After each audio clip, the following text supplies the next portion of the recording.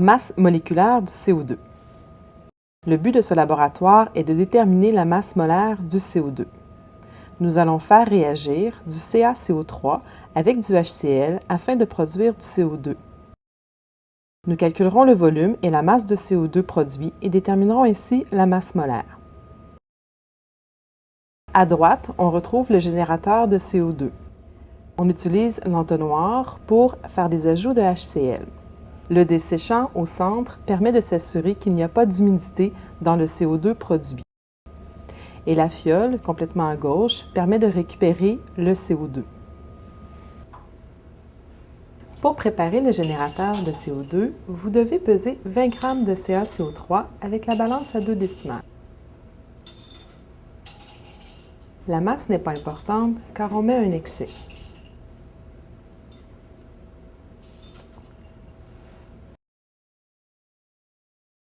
On vous fournira une fiole conique de 125 ml propre et sèche avec son bouchon. Allez peser la fiole sans enlever le bouchon car les fioles ont été séchées. L'air à l'intérieur est alors sec et à l'aide de la masse volumique de l'air sec, vous allez pouvoir, lors des calculs, soustraire cet air. Le fait d'avoir de l'air humide engendrerait alors une cause d'erreur. Vous devez utiliser la balance à 4 décimales afin d'avoir une pesée précise. Pour minimiser les causes d'erreur, on vous recommande de manipuler le moins possible la fiole. Une fois la fiole pesée, vous pouvez enlever le bouchon et mesurer la température de l'air sec afin de prendre la bonne masse volumique.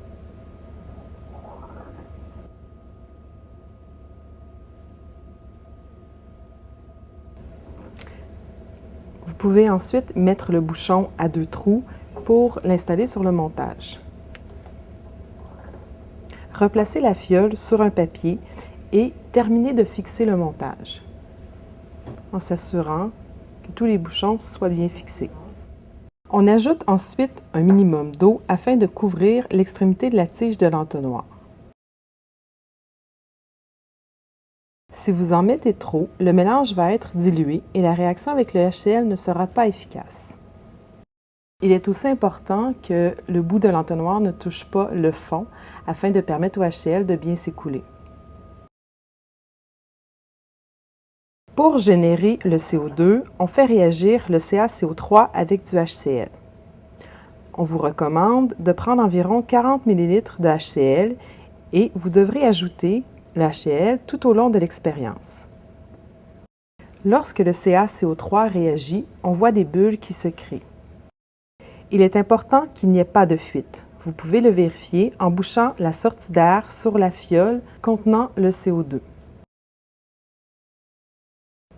Si vous ne voyez plus de bulles, vous pouvez rajouter de nouveau du HCl.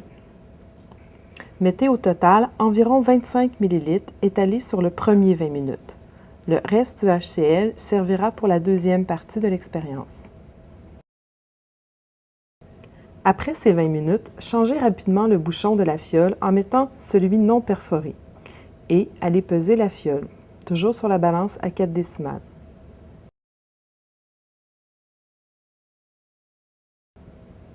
Connectez de nouveau la fiole et ajoutez le HCl qui reste étalé sur 10 minutes.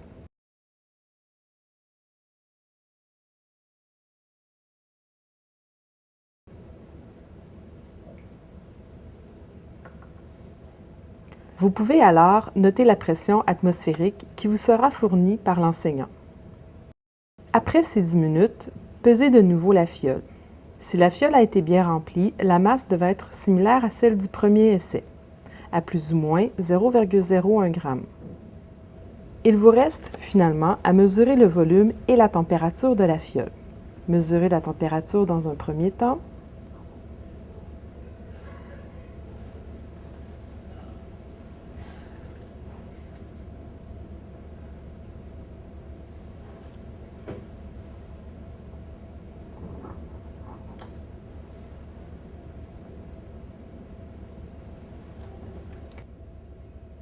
Ensuite, pour mesurer le volume, remplissez la fiole jusqu'au bord avec de l'eau.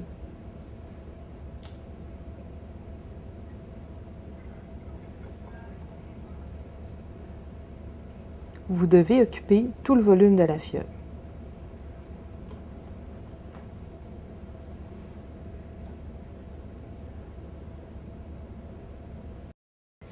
Vous devez remettre le bouchon. S'il y a un surplus d'eau, essuyez comme il faut la fiole.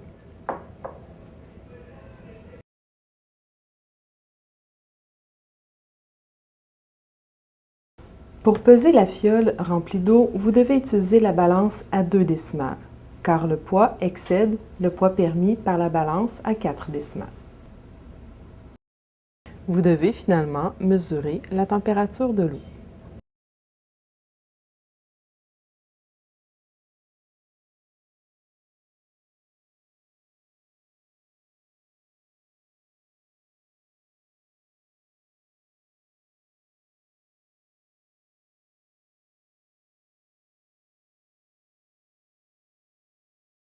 Le HCl non utilisé sera récupéré dans un contenant prévu à cet effet.